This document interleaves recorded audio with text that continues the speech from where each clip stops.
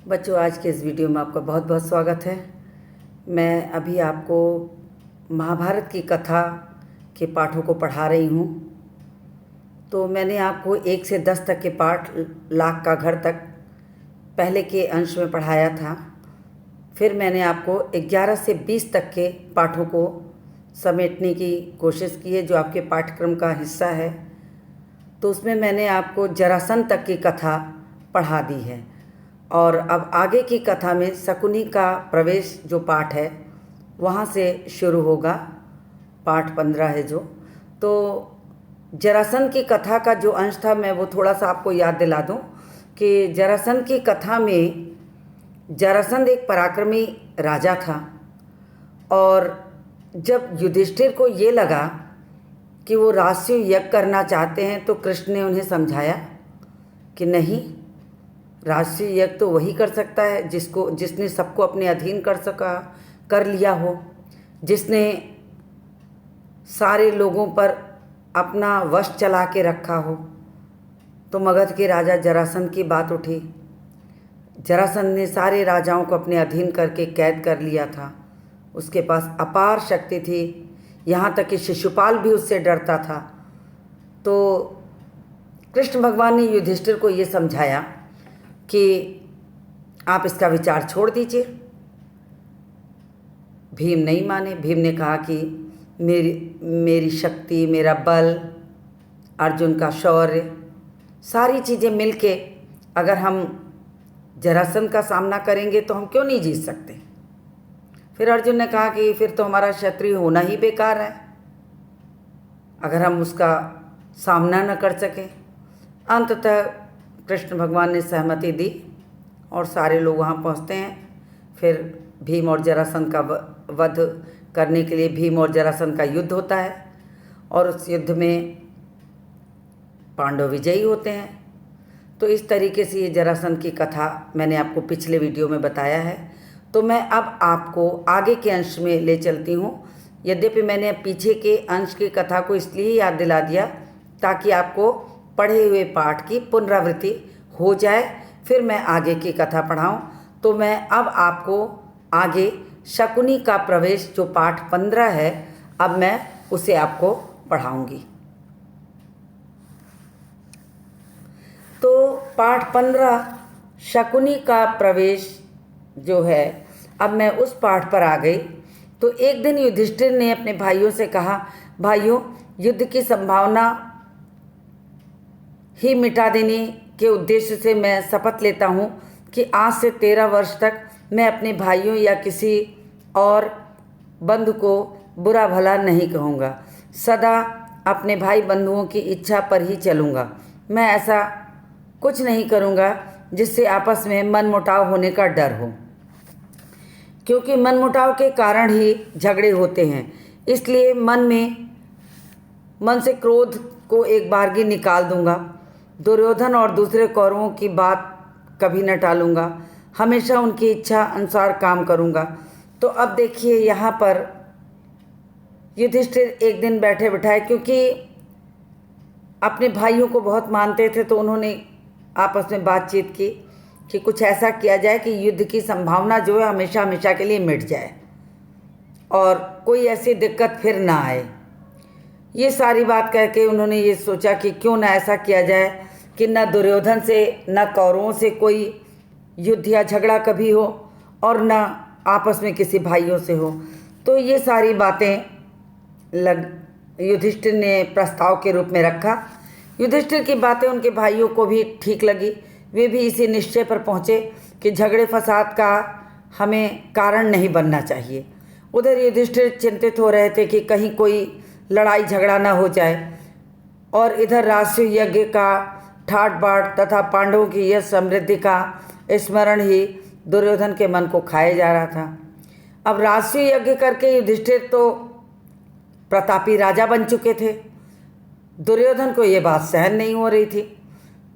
युधिष्ठिर ने निर्णय लिया कि अब हम लोग आगे किसी लड़ाई झगड़े में फंसने वाला काम नहीं करते हैं, शांतिपूर्वक प्रजा की सेवा करेंगे और आराम से रहेंगे। लेकिन इधर दुर्योधन को ये सब बातें बुरी लग रही थी। दुर्योधन को ये सारी बातें जो थी वो बुरी लग रही थी, तो वो बड़ा बेचैन हो रहा था, उसको ईर्ष्या हो रही थी, जलन हो रही थी। दुर्योधन ने यह भी देखा कि कितने ही देशों के राजा पांडवों के परम मित्र बने, तो बुरा लगना बहुत स्वाभाविक था दुर्योधन के लिए। उसे तो प्रारंभ से पांडवों से ईर्ष्या थी। तो इस सब के स्मरण मात्र से, ये सारी बातें याद करके ही उसका दुख और असह्य उठा। पांडवों के सौभाग्य की याद करके उसकी जलन बढ़ जाती थी। पांडवों को किसी भी प्रकार का सुख प्राप्त हो, ये दुर्योधन से सहन नहीं होता था। अपने महल के कोने में इसी भांति चिंतित और उदास भाव से वह एक रोज खड़ा था। उसे यह भी पता न था कि उसकी बगल में उसके मामा शकुनी आके खड़े हो गए। इतना वो चिंतित था कि उसे इस बात तक का एहसास नहीं था कि मामा शकुनी उसके पास खड़े हैं और उसे देख रहे हैं। तो इस तरह की जो चिंता का भाव लेके वो खड़ा था, मामा शकुनी से नहीं रहा गया। उसने पूछा कि बेटा, ये चिंतित और उदास क्यों खड़े हो? कौन सा दुख तुम्हें सता रहा है? शकुनी ने पूछा जब, तो दुर्योधन ने भी लंबी सांस लेते हुए कहा कि मामा, चारों भाइयों समेत युधिष्ठिर ठाट बाट से राज कर रहा है। यह सब इन आँखों से देखने पर भी मैं कैसे शोक न करूं? यानी कि वो मामा से कहता है कि मुझे इस बात को देखकर अपार कष्ट हो रहा है कि युधिष्ठिर बड़े ठाट बाट से है। कुल मिलाकर दुर्योधन को अंदर से ईर्ष्या भाव जागृत हो रहा था। वो पांडवों की सुख समृद्धि देख ही नहीं पा रहा था, तो बहुत परेशान हो जाता है। मामा शकुनी समझाने पहुंच गए। तो अब तो दुर्योधन को ये लगने लगा कि उसका जीना भी बेकार है। शकुनी दुर्योधन को सांत्वना देता हुआ बोला, बेटा दुर्योधन, इस तरह मन छोटा क्यों करते हो? आखिर पांडव तुम्हारे भाई ही तो हैं, उनके सौभाग्य पर तुम्हें जलन नहीं होनी चाहिए। न्यायपूर्वक जो राज्य उनको प्राप्त हुआ है उसी का तो उपभोग कर रहे हैं वे। तो पांडवों ने किसी का कुछ बिगाड़ा भी नहीं, जिस पर उनका अधिकार था वही उन्हें मिला है। तो शकुनी ने ये सारी बातें उनको समझाई कि तुम ईर्ष्या मत करो, आराम से चुपचाप अलग होकर रह रहे हैं। जो जगह उन्हें दी गई उसी में आराम से रह रहे हैं और उसमें तुम्हें किसी तरह की परेशानी नहीं होनी चाहिए। तो अपनी शक्ति के प्रयत्न करके यदि उन्हें अपना राज्य और सत्ता बढ़ा ली है तो तुम जी छोटा क्यों करते हो? ये बात मामा शकुनी उसे समझाते हैं दुर्योधन को। और फिर पांडवों की शक्ति और सौभाग्य ने इससे तुम्हारा बिगड़ता भी क्या है? उन्होंने समझाया कि अगर वो बढ़ रहे हैं तो तुम्हारा क्या बिगड़ता है? तुम क्यों परेशान हो? तुम्हें कमी किस बात की है? द्रोणाचार्य, अश्वत्थामा, कर्ण जैसे महावीर तुम्हारे पक्ष में हैं। यही नहीं बल्कि मैं, भीष्म, कृपाचार्य, जयद्रथ, सोमदत्त सब तो तुम्हारे साथ हैं। फिर तुम किस बात की चिंता करते हो? इन साथियों की सहायता से तुम सारे संसार पर विजय प्राप्त कर सकते हो, फिर दुखी किस बात पर हो? यह सुनकर दुर्योधन बोला, जब ऐसी बात है तो मामा जी हम इंद्रप्रस्थ पर चढ़ाई ही क्यों नहीं कर देते? अब दुर्योधन को दूसरी चाल सूझी कि सब कुछ है, हमारे पास ताकत है, बल है, बड़े बड़े योद्धा हैं, तो हम स्वयं लड़ाई मोल ले सकते हैं। इंद्रप्रस्थ पर हम चढ़ाई करके युधिष्ठिर को ललकारते हैं।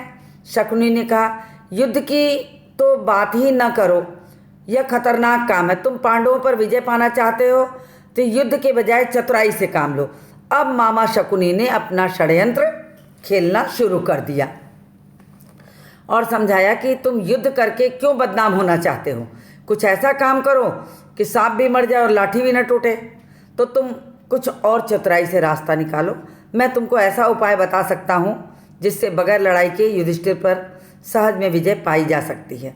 अब मामा शकुनी ने युधिष्ठिर को रास्ता, युधिष्ठिर की बात को लेके जो दुर्योधन के मन में दुख था, उस दुख दूर करने का उन्होंने एक नया रास्ता दुर्योधन को समझाया।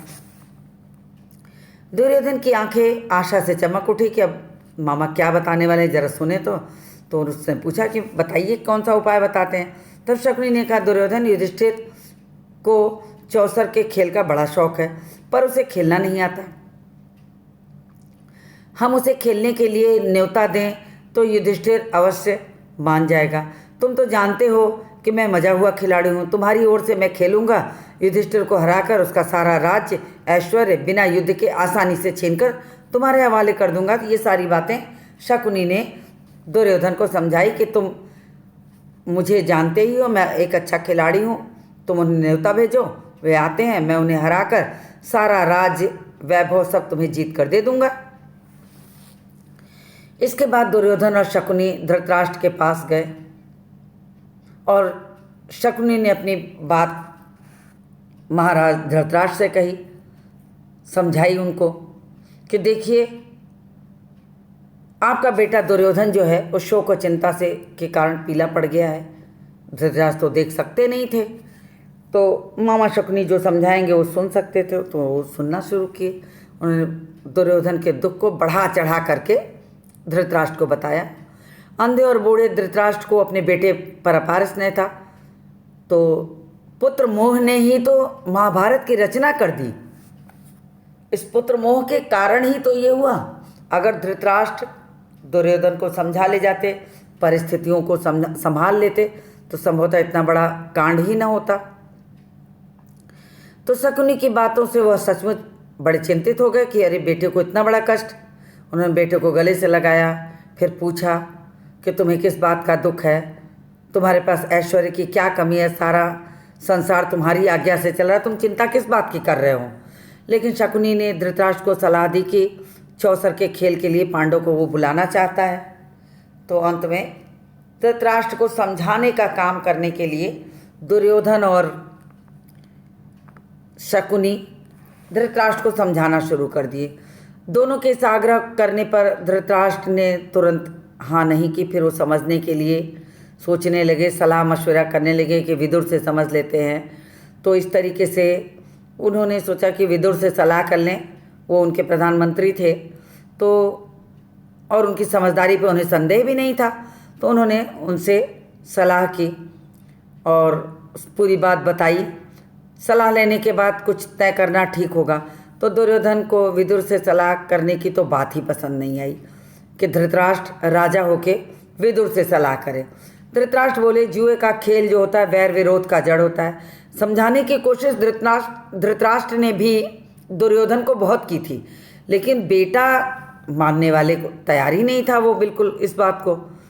तो वो समझाना चाहते थे कि देखो जुए के खेल से बैर विरोध बढ़ सकता है, परेशानी में पड़ सकते हो, इसलिए बेटा मेरी राय तो ये है कि ऐसा विचार ही तुम छोड़ दो।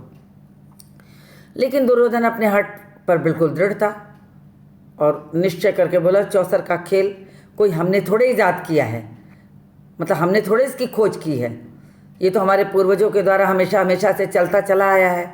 दुर्योधन के इस आग्रह करने पर आखिर धृतराष्ट्र ने घुटने टेक दिए।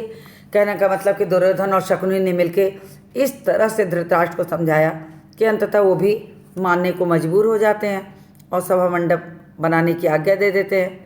विदुर से भी उन्होंने इस बारे में गुपचुप सलाह कर ली सब कुछ के।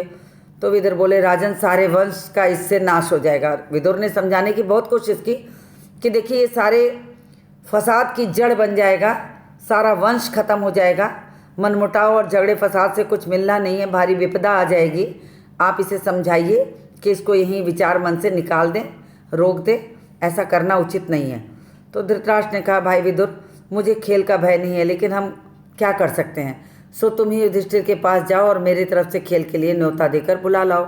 तो जब पुत्र मोह धृतराष्ट्र को घेरे रहता है तो वो नहीं मानते। उन्होंने विदुर को कहा कि देखो विदुर, ऐसा है कि तुम जाओगे तो युधिष्ठिर मान जाएंगे और एक बार दुर्योधन का मन रख ही लेते हैं, तुम जाओ और उनको खेल का निमंत्रण देकर आओ। और अपने बेटे पर उनका असीम स्नेह भी था, कमजोरी भी थी, यही कारण था कि वे बेटे की बात मानना उनके लिए बहुत बड़ी मजबूरी बन गई और वे इस बात को मान जाते हैं। अब देखिए चौसर के खेल का आमंत्रण उन्हें मिल गया और चौसर के खेल की जो दशा हुई, जो स्थिति हुई, किस तरह पांडव हारे। अब वो इस चौसर का खेल व द्रौपदी की व्यथा में पाठ 16 जो है, इसमें उस घटना को आगे हम बढ़ाते हुए आपको समझाते हैं। तो धृतराष्ट्र की बात मानकर विदुर पांडवों के पास पहुंच गए। उनको देखकर महाराज युधिष्ठिर उठे और उनको यथोचित आदर सत्कार किए, बैठाए, बोले, पूछे, हालचाल पूछे। हस्तिनापुर में खेल के लिए एक सभा मंडप बनाया गया है जो तुम्हारे मंडप के समान सुंदर है, और धृतराष्ट्र ने उन्हें तुम लोगों को न्योता देने भेजा है। तो वो बताते हैं कि मैं आप लोगों को निमंत्रण देने आया हूँ। राजा धृतराष्ट्र की इच्छा है कि तुम सब भाई वहाँ चलो और इस मंडप को देखो और दो दो हाथ चौसर का खेल भी खेलो। तो युधिष्ठिर ने सुना जब, तो कहा चाचा जी चौसर का खेल अच्छा नहीं है, उससे आपस में झगड़े पैदा होते हैं, समझदार लोग उसे पसंद नहीं करते, लेकिन इस मामले में हम तो आप ही के आदेशानुसार चलने वाले हैं, आप जैसी सलाह दें। तो युधिष्ठिर ने सारी चीज़ें समझाई। यथा स्थिति का भान युधिष्ठिर को भी था और वो चाहते भी नहीं थे कि ये चौसर का खेल कौरव और पांडवों के बीच हो, लेकिन धृतराष्ट्र के आदेशानुसार पालन तो उन्हें करना ही था। फिर विदुर बोले और समझाए, यह तो किसी से छिपा नहीं सच है कि चौसर के खेल ने हमेशा हमेशा के लिए अनर्थ की जड़ खो दी है। और उन्होंने कहा कि मैंने बहुत भरसक कोशिश भी की कि किसी तरह से मैं इसको रोक दूं, लेकिन महाराज मानने वाले नहीं थे। तो राजा ने आज्ञा दी है कि तुम्हें खेल के लिए मैं न्योता दे ही आऊँ, और उन्होंने मुझे तुम्हारे पास भेजा है, इसलिए आना पड़ा मुझे तुमसे ये सारी बातें कहने के लिए। तो ये सारी बातें विदुर ने युधिष्ठिर को सुना दी, जो धृतराष्ट्र के यहाँ से सुन समझ कर वो आए थे निमंत्रण लेके खेल का, वो उन्होंने समझाया। यद्यपि विदुर भी जानते थे कि ये खेल विनाश का कारण बनेगा, लेकिन कोई मानने को तैयार नहीं था, न धृतराष्ट्र और न दुर्योधन। तो अंत में उन्होंने निमंत्रण दे दिया और कहा कि राजवंशों की रीति के अनुसार किसी को भी खेल के लिए बुलावा मिल जाने पर अस्वीकार नहीं किया जा सकता। अब यहाँ राजवंशों में ये नियम था कि युद्ध और खेल के लिए जब कभी बुलावा दिया जाए किसी पक्ष की ओर से, तो दूसरा पक्ष उसे अस्वीकार नहीं कर सकता। तो इसके अलावा युधिष्ठिर को डर था कि कहीं खेल में नहीं गए तो धृतराष्ट्र महाराज जो है उसे अपना अपमान न समझ लें और यही लड़ाई का कारण बन जाए। तो उन्होंने सोचा कि चलो कोई बात नहीं है, चलते हैं। न्योता स्वीकार कर लिया और विदुर ने उन्हें चिता दिया कि युधिष्ठिर अपने परिवार के साथ हस्तिनापुर आ जाएं, और वो वहाँ पहुँच जाते हैं। नगर के पास उनके लिए एक सुंदर सा विश्राम गृह बना, जहाँ जाकर वो ठहरे, रुके, और उसके बाद वो सभा मंडप में पहुँच गए। कुशल समाचार पूछने के बाद शकुनी ने कहा, युधिष्ठिर खेल के लिए चौपड़ बिछा हुआ है, चलिए दो दो हाथ खेल लें। फिर उन्होंने उनको आमंत्रण दे दिया। सारी तैयारी शकुनी की हो चुकी थी। शकुनी का जो मन मस्तिष्क था छल और कपट से भरा हुआ था, इसलिए उन्होंने तुरंत खेल के लिए युधिष्ठिर को आमंत्रण दिया। युधिष्ठिर बोले, राजन यह खेल ठीक नहीं है, बाजी जीत लेना साहस का काम नहीं, जुआ खेलना धोखा देने के समान है, आप तो ये सब बातें जानते ही हैं। तो उन्होंने समझाने की कोशिश की, लेकिन कहाँ वो मानने वाले शकुनी और दुर्योधन। वह बोला, आप भी क्या कहते हैं महाराज, यह भी कोई धोखे की बात है। हाँ, यह कहिए कि आपको हार जाने का डर लग रहा। मतलब इस तरह से कह के शकुनी ने उन्हें ललकारा, एक तरीके से पूरे विनाश को ललकार रहे थे। तो उन्होंने ललकारा कि आप हारने के डर के मारे नहीं ना खेलना चाहते हैं। तो युधिष्ठिर थोड़ा उनको अच्छा नहीं लगा। तो उन्होंने कहा, राजन ऐसी बात नहीं है, अगर मुझे खेलने को कहा गया है तो मैं ना नहीं करूँगा, आप कहते हैं तो मैं तैयार हूँ, मेरे साथ खेलेगा कौन। दुर्योधन तुरंत बोल पड़ा कि मेरी जगह तो मामा शकुनी खेलेंगे, किंतु दांव लगाने के लिए जो धन रत्नादि चाहिए वो मैं दूंगा। तो दुर्योधन और शकुनी ने मिलकर चाल खेली। दुर्योधन ने कहा, खेलेंगे मामा शकुनी और दांव मैं लगाऊंगा। तो इस तरीके से उन्होंने ये आश्वासन देके शुरू कर दिया। युधिष्ठिर बोले, मेरी राय यह है कि किसी एक की जगह दूसरे को खेलना नहीं चाहिए, यह खेल के साधारण नियमों के विरुद्ध है। तो उन्होंने ये सारी बातें समझा दी। अब शकुनी और दुर्योधन कहाँ मानने वाले। अच्छा, तो अब दूसरा बहाना बना लिया। शकुनी ने तो एक तरीके से युधिष्ठिर से को ललकारने का काम कर रहे थे कि किसी तरीके से इन्हें चढ़ा बढ़ा के बस इस खेल में घुसा के हर तरीके से समझा बुझा के इनसे सब कुछ जीत लिया जाए। बस उन्होंने चाल खेली। कहा, अच्छा अब तुमने दूसरा बहाना बना लिया। युधिष्ठिर ने कहा, ठीक है कोई बात नहीं, मैं खेलूँगा। अंत में युधिष्ठिर तैयार हो जाते हैं, खेल शुरू हो जाता है। सारा मंडप दर्शकों से भर गया। द्रोण, भीष्म, कृपाचार्य, विदुर, धृतराष्ट्र सारे लोग सभा में भरे हुए हैं, बैठे हैं चारों ओर से। सबके चेहरे पर उदासी छाई हुई है। और कौरव राजकुमार तो बड़े प्रसन्न थे कि अब तो कुछ नया होने वाला है। अब एक के बाद एक बाजी लगने लगी। रत्नों की बाजी लगी, सोने चांदी के खजाने खुले, रथ घोड़ों की बाजी लगी। तीनों दांव युधिष्ठिर एक के बाद एक हारते गए। शकुनी पाशा मानो उसके इशारे पर चल रहा था। पता नहीं कैसे उसने सारे चाल अपनी तरफ कर लिए और खेल में युधिष्ठिर बारी बारी करके एक एक चीज यहाँ सब कुछ हार गए। गाय, भेड़, बकरियां, दास, दासी, रथ, घोड़े, सेना, प्रजा, कुछ भी नहीं छूटा। वो बारी बारी करते करते धीरे धीरे सब कुछ हार गए और सब खो बैठे। भाइयों के शरीर पर जो आभूषण था वो दे दिए और बारी बारी बाजी लगाते गए। शकुनी एक के बाद एक चढ़ाता गया और फिर हर बार बोलता था, और कुछ बाकी है तो उसे लगाओ, और कुछ बाकी है तो उसे लगाओ। यह सांवले रंग का सुंदर युवक मेरा भाई नकुल खड़ा है, वह भी मेरा धन ही है, इसकी बाजी। अब युधिष्ठिर ने जो नहीं करना चाहिए था वो शुरू किया। अब अपने भाइयों की बाजी लगाना शुरू कर दिए। तो युधिष्ठिर ने सबसे पहले नकुल को बाजी में लगाया और मामा शकुनी ने पासा फेंका और शकुनी का पासा वो जीत गए और युधिष्ठिर नकुल को हार गए। अब फिर उन्होंने इसके बाद सहदेव को बाजी पे लगाया और फिर इस तरह से उन्होंने सहदेव को भी हार गए। सहदेव को भी युधिष्ठिर गंवा बैठे। फिर अब दुरात्मा शकुनी को आशंका हुई कि युधिष्ठिर खेल बंद कर देंगे, तो बोले, युधिष्ठिर आपकी निगाह में भीमसेन और अर्जुन माद्री के बेटों से ज़्यादा मूल्यवान हैं, सो उनकी बाजी पर आप लगाएंगे कि नहीं लगाएंगे? मतलब वो जानना चाहते हैं कि आप बताइए, अभी तक तो आपने नकुल और सहदेव को लगाया, भीम और अर्जुन को लगाएंगे कि नहीं? युधिष्ठिर को बुरा तो लगा, लेकिन उन्होंने कहा कि अच्छा ठीक है। तो थोड़ा नाराज़ होते हैं, बोलते हैं, मूर्ख शकुनी, तुम्हारी चाल यह मालूम होती है कि हम भाइयों में आपस में फूट डलवा रहे हो। माद्री और कुंती कह करके जो शकुनी ने चढ़ाया था युधिष्ठिर को, उसके कारण उन्होंने कहा कि ऐसी मूर्खता मत करो, मेरे लिए सारे भाई बराबर हैं, तो तुम भाइयों में लड़ाई लगाना चाहते हो। तो उन्होंने कहा कि हम 5 भाइयों में क्या संबंध है, तुम क्या जानो। पराक्रम में जिसका कोई सानी नहीं था, उस अपने भाई अर्जुन को मैं दांव पे लगाता हूँ करके उन्होंने अर्जुन को लगा दिया। पासा फेंका गया, अर्जुन भी हाथ से चले गए। अब देखिए एक एक करके सब लोग को वो युधिष्ठिर हारते चले गए।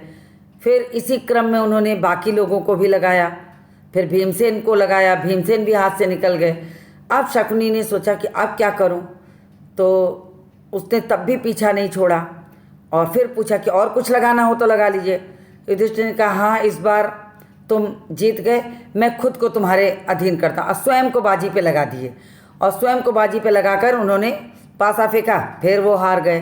तो जब हार गए तो शकुनी जीत गया, तो बड़ी खुशी हो गई कि मैं तो युधिष्ठिर को जीत गया। तो युधिष्ठिर ने कहा कि एक और चीज़ है जो तुमने अभी हारी नहीं, मैं उसको बाजी लगाओ। तो शकुनी से कहा, तो शकुनी युधिष्ठिर को बड़ा खराब लगता है, और लेकिन चूँकि एक के बाद सारी बाजी वो हारते जा रहे थे और क्रोध में आकर एक दूसरे के बाद तीसरे को चौथे को ऐसे करके वो सारी चीज़ें दांव पे लगा रहे थे। सारे भाइयों को लगा दिए, स्वयं को लगा दिए। अब शकुनी ने चढ़ाया कि द्रौपदी को लगाने के लिए कि अभी तो द्रौपदी तुम्हारे पास है, उसको लगाओ, तुम अपने आप को छुड़ा भी लोगे उसी बहाने। तो उन्होंने कहा कि अब तुम द्रौपदी को लगाओ, अपनी पत्नी द्रौपदी को दांव पर क्यों नहीं लगाते। अब जुए के नशे में चूर युधिष्ठिर के मुंह से निकल पड़ा कि चलो मैं अपनी पत्नी द्रौपदी की बाजी लगाता हूँ। अब इसी मौके की तलाश में तो दुर्योधन और शकुनी थे, और लगाते ही शकुनी ने पासा फेंका और युधिष्ठिर हार गए और अंततः द्रौपदी को भी हार गए। युधिष्ठिर की इस बात पर सारी सभा में एकदम हाहाकार मच गया। वृद्ध लोग बैठे थे, उधर धिक्कारें होने लगी, लोग हाय तौबा कर, ये कैसा घोर अनर्थ हो रहा है, आंसू बहा रहे थे कुछ लोग। दुर्योधन और भाइयों में बड़ा शोर मचा, पर युयुत्सु नाम का जो धृतराष्ट्र का सबसे छोटा बेटा था, उसे बड़ा दुख लगा कि भाइयों में इस तरह का व्यवहार नहीं होना चाहिए था। थोड़ा वो सात्विक विचारों वाला था, उसने ठंडी आहें भरी, उसे नहीं अच्छा लग रहा था, उसे बहुत बुरा लगा कि ऐसा नहीं होना चाहिए था। शकुनी ने पासा फेंका, कहा यह लो, और बाजी भी अपने हाथ ले ली। बस फिर क्या था, दुर्योधन ने विदुर को आदेश दिया कि आप जाइए और द्रौपदी को यहाँ ले आइए। विदुर नाराज हो जाते हैं, बोलते हैं कि मूर्ख, नाहक अपनी मृत्यु मत बुलाओ, इस विषम परिस्थितियों का तुम्हें ज्ञान नहीं है, अभी भी संभल जाओ, कुछ बिगड़ा नहीं है, इस तरह के कार्य मत करो। विदुर ने सभासदों की ओर देखकर कहा कि अपने को हार चुकने के बाद युधिष्ठिर को कोई अधिकार नहीं था कि वो पांचाल की बेटी को दांव पे लगाएं। ये सबसे बड़ी बात विदुर ने समझाई।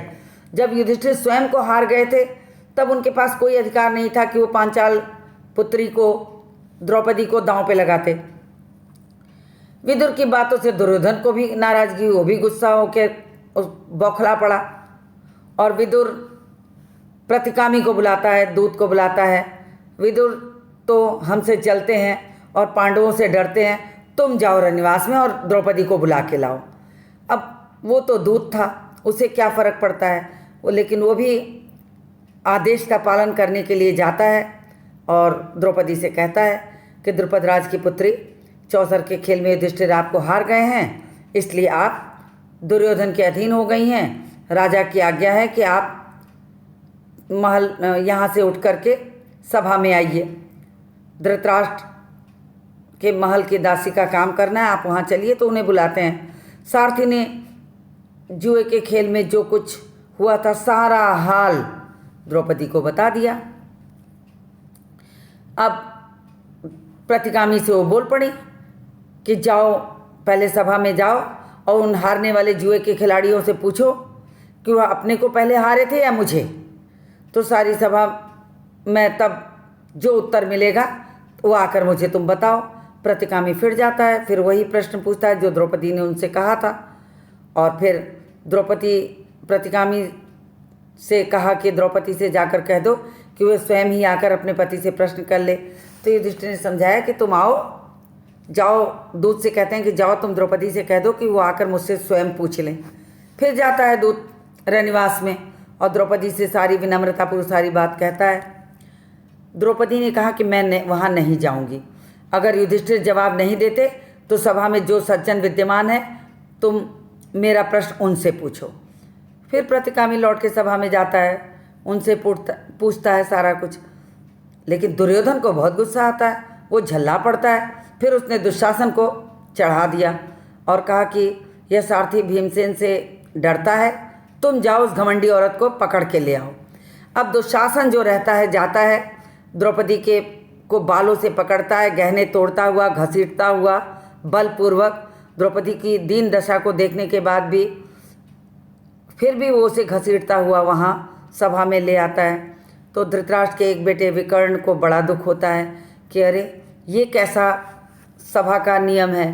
तो हाँफते हुए थकान से चूर होकर बैठ गया, कपकपी फैल गई, चारों ओर लोग हाय हाय मचा दिए। इतने में भीमसेन उठा, उसने होठ उसके फड़क रहे थे और उस खूब जोर से चिल्ला के उसने प्रतिज्ञा ली कि उपस्थित सज्जनों, मैं शपथ खाकर कहता हूँ कि जब तक भरत वंश का बट्टा लगाने वाले इस दुरात्मा दुशासन की छाती का रक्त नहीं पी लूँगा तब तक मैं इस धरती को छोड़कर नहीं जाऊँगा। तो ये सारी बातें कहकर उन्होंने प्रतिज्ञा ली और सारी चीज़ों को समझते हुए अब कोई और उपाय बचा नहीं था। तो उन्हें लगा कि धृतराष्ट्र ने समझ लिया कि यह सब ठीक नहीं हुआ, जो कुछ हुआ उचित नहीं है, यह उनके पुत्रों और कुल के विनाश का कारण बन जाएगा। तो परिस्थिति को संभालने के लिए द्रौपदी को बड़े प्रेम से अपने पास बुलाया, शांत किया, समझाया। उसके बाद युधिष्ठिर की ओर मुड़े। युधिष्ठिर, तुम अजात शत्रु हो, ऐसा कहा। दुर्योधन को तुम क्षमा कर दो, मन से सारी बातें निकाल दो। धृतराष्ट्र की ये बातें सुनकर पांडवों के दिल शांत तो हो गए, क्योंकि पांडव धृतराष्ट्र से इतना बुरा व्यवहार नहीं करते थे। इसके उपरांत द्रौपदी कुंती सहित वापस इंद्रप्रस्थ में लौट आती हैं, वहाँ रहने लगती हैं और पांडव के विदा हो जाने के बाद कौरवों में बड़ी खलबली मच गई। पांडवों के इस प्रकार अपने पंजे से निकलते देखकर दुर्योधन और शकुनी को बहुत बुरा लगा। अब उसके समझ में ना आए कि वो क्या करे। उसने सोचा कि क्यों ना ऐसा किया जाए कि फिर एक बार इन्हें चौपड़ खेलने के लिए बुलाया जाए और उसमें फिर इनसे सारी चीज़ें ली जाएं। उन्होंने फिर आमंत्रण देते हैं खेल की शर्त रख करके, और अब की खेल की शर्त के साथ ये भी रखा गया कि हारा हुआ जो दल है वो 12 वर्ष तक वनवास करेगा, उसके उपरांत 1 वर्ष का अज्ञातवास करेगा। इस 1 वर्ष में उनका पता चल गया उनको, तो उन्हें फिर पुनः जा कर के अपने 12 वर्ष वनवास के पूरे करने होंगे। तो इस तरीके से इन्होंने सारी चीज़ें पहले तय करके अपनी योजना बनाकर योजनाबद्ध तरीके से कार्य को करने की सोचा, और फिर एक बार और बुलाने को राजी कर लिया पिता को, और युधिष्ठिर को खेल के लिए बुलाने के लिए फिर दूत भेजा गया। अब पिछली घटना के कारण वे तो पहले ही दुखी थे। युधिष्ठिर को यह निमंत्रण लेकिन स्वीकार करना पड़ा, क्योंकि क्षत्रिय वंश का नियम था कि खेल और युद्ध का आमंत्रण मिलने पर उसे स्वीकार करना ही है। युधिष्ठिर हस्तिनापुर लौटे, फिर शकुनी के साथ खेल हुआ, और खेल में जो शर्त मैंने अभी आपको बताई वही रखी गई। और यदि इस तरह से 1 वर्ष में उनका पता लग जाएगा तो उनको 12 वर्ष का फिर वनवास भोगना पड़ेगा। ये सारी चीज़ें तय हो गई। इस बार भी युधिष्ठिर पुनः हार गए और पांडव अपने किए वादे के अनुसार वन चले गए। अब देखिए यहाँ पर आ करके कितनी चाल खेलकर, कितने तौर तरीके से दुर्योधन और शकुनी ने मिलकर 2 बार द्यूत क्रीड़ा का आमंत्रण देके सब कुछ जीत लिया। और इस चौसर के खेल ने पूरी योजना महाभारत की तैयार कर दी, क्योंकि 12 वर्ष तक अब पांडव वन में रहेंगे और 1 वर्ष अज्ञातवास करेंगे, और अगर उस 1 वर्ष के अज्ञातवास में किसी ने पहचान लिया तो पुनः 12 वर्ष उन्हें रहना पड़ेगा। ये सारी चीज़ें की योजना करके दुर्योधन ने अपने रास्ते का कांटा निकाल दिया। किसी तरीके से उन्होंने सोचा कि अब ये रास्ते का कांटा निकल गया, और अब तो युधिष्ठिर हार ही चुके थे, उन्हें तो जाना ही था। दुर्योधन और शकुनी को लगा कि 12 वर्ष अब सुकून का समय है, 13वें वर्ष में हम इनका पता लगा लेंगे, और अगर इनका पता लगा लिए तो हमारी सारी योजना फिर सफल हो जाएगी। तो इस तरह से यहाँ पर जो चौसर का खेल और द्रौपदी की व्यथा थी वो मैंने आपको समझाया, आपको ये पूरा पाठ समझाया। और फिर मैं अगले वीडियो में जो आपका पाठ 17 है धृतराष्ट्र की चिंता, उसको लेकर पुनः आपसे मिलूँगी। तो यहाँ तक की कथा उम्मीद करते हैं आपको समझ में आ गई होगी। अगले वीडियो में फिर मिलते हैं आगे की कथा के साथ।